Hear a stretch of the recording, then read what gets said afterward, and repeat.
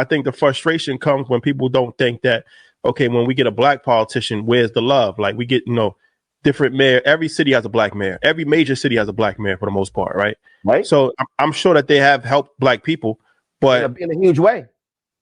We're not seeing that. Okay, hold on. We say it's not felt amongst the people. We're not seeing that. Here again, if I look at Atlanta, if I look at Houston, look, Sylvester Turner just completed 8 years as mayor. They had never in the history of Houston did as much business with black-owned companies in those 8 years that he was mayor. Now, here's the reality. We know that, again, but here's what has to happen. What has to happen is we can't have 8 years of a Sylvester Turner and lose the mayor's race. You have to have what actually happened in Atlanta, where you had Maynard, Andrew Young, Maynard, Bill Campbell, Shirley Franklin. Which means that not checking out of the political process. No, you're right. You're right. In Atlanta, Republicans have been trying for 30 years to take control of the airport. Chokwe Lumumba. They've indicted him down in Jackson, Mississippi. You know what they've been trying to get control of? The Medgar Evers Airport. Why? Because it's an economic engine. And so there have been twice now where black people almost allowed a non-black mayor in Atlanta because we didn't show up to vote. So all I'm saying is, when we are saying in terms of what we need, it's also looking at this from a much wider view. Now, and I'm also saying that we, and this is the hardest part for a lot of people, we have to understand that the election is the end of one process and the beginning of another. We can't just go, all right, I voted, we good. No. Because you know what they doing? They mobilize and organize, they showing up. They putting that pressure on the system. They putting that pressure. No. You said this. Unfortunately, we're not doing that in significant ways. I cover city government in Fort Worth. I cover county government in Austin, Texas. And I've covered all these levels in every city I've been in. I'm going to tell you right now, straight up, no holds barred. And that's somebody black watching like, man, we got jobs, we got families. I said, I understand all that. So do they. But I also grew up because my parents were co-founders of a civic club, a neighborhood civic club, Clinton Park in Houston. You know what I saw? When African Americans mostly show up to city council meeting, school board meeting, a county meeting, or state legislature, it's in response to an emergency. Yeah, something happened. They're gonna shut something down, cop kill somebody black. And I'm telling you, I interviewed the politician. This is what they would do. They'd be gone in about 2 weeks. Yeah. So what I'm saying is, so when you mention all those groups, I've said this to all of them, and I said it nationally. You mentioned Divine Nine.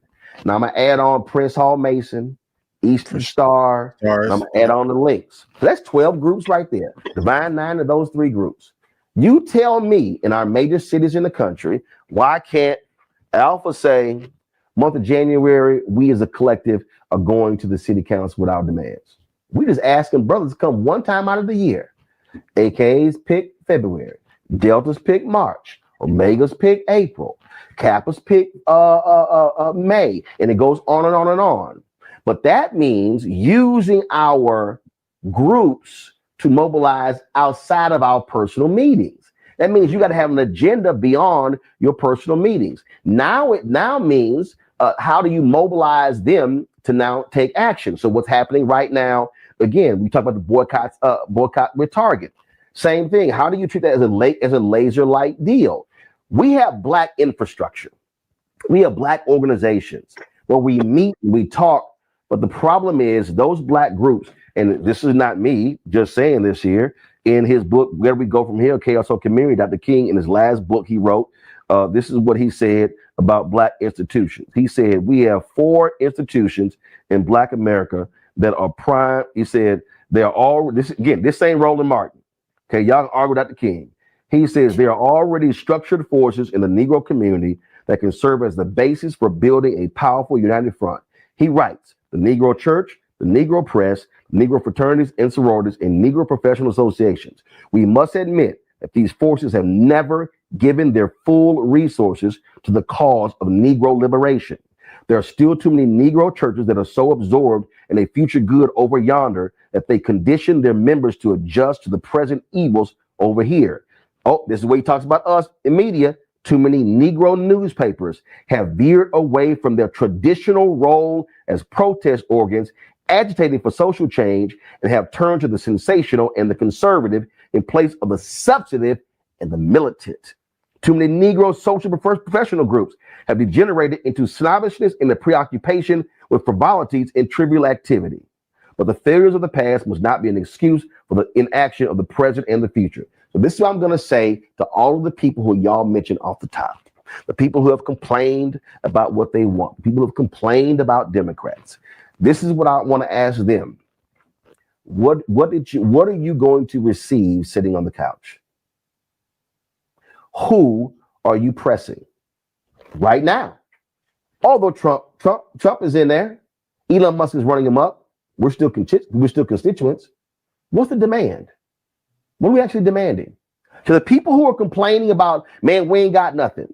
Okay, if you're complaining in a barbershop with 5 other people, what are y'all gonna do? What did the late Joe Madison always say? God rest his soul. Just a year ago, 2 days ago, he says, "What are you gonna do about it?" What I'm trying to challenge Black people is to stop bitching and complaining and say, how can I align with other people to now begin to drive an agenda? And what I am saying is the couch is not an option, because although this candidate may not agree with 10 of my points, do they agree with 3? And if this candidate agrees with none of my points, so I got 3 out of 10 here, 0 out of 10 here, who do I have a better shot at communicating and pushing to get something done? I need our people to do more than bitch, complain, and post on the show social. I want us to put pressure on the system, and you only do that through organization and mobilization. Now you're right. It comes down to organization. But before we leave, and mobilization.